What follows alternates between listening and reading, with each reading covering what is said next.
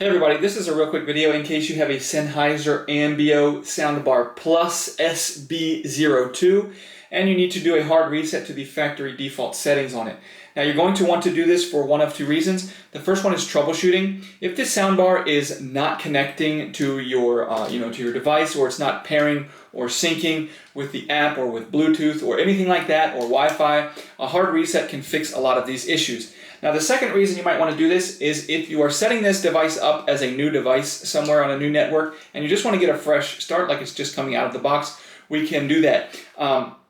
Now, to do this, you're going to need a paperclip. You can do this from the Sennheiser Smart Control app, but you can also do this via just the hardware, and since you might want to do this because it's frozen or not responding or not connecting, I feel like the best way to do it is just via the actual soundbar itself. You will need a paperclip, and you will need to have power to the device, and basically you're going to come back here where all of the plugs and everything are, and you'll see this hole here. Inside this hole is a recessed reset button, so all you need to do is take your paperclip and put it in there and hold that button down for at least 2 seconds, and after 2 seconds that will initiate a hard reset to the factory default settings. Let it go through its little process and you can go ahead and set this soundbar up as a brand new device.